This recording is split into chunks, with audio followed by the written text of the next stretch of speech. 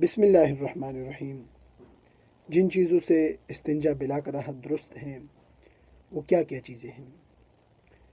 پانی، مٹی کا ڈیلا، ہر وہ چیز جو پاک ہو اور نجاست کو دور کر دے، بشرطے کہ مال محترم نہ ہو۔ سادہ کاغذ یا کچھ لکھے ہوئے کاغذ سے ڈیلے کا کام لینا مکروہ ہے۔ آج کل جو کاغذ بطور ڈیلا استعمال کے لیے تیار کیا جاتا ہے، جس کو کلینک پیپر کہا جاتا ہے، ٹیشو پیپر کہا جاتا ہے، وہ لکھنے کے قابل نہیں ہوتا۔ اس میں جذب کرنے کی صلاحیت ہوتی ہے۔ اس سے استنجا کرنا اور اس سے ڈیلے کا کام لینا بلا کراہت جائز ہے اور درست ہے۔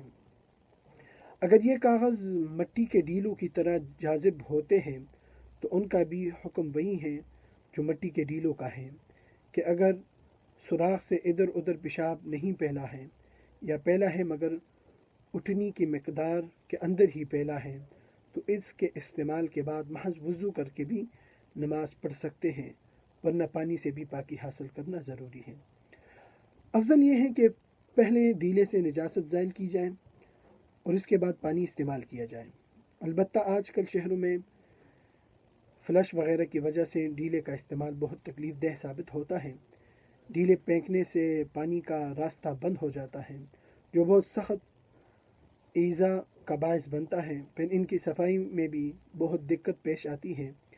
لہٰذا ایسے مواقع میں ڈیلے کا استعمال ہرگز نہیں کرنا چاہیے۔ ڈیلے کا استعمال مستحب ہے اور اپنے نفس کو اور دوسروں کو مصیبت میں ڈالنا حرام ہے۔ وما علینا الا البلاغ المبین۔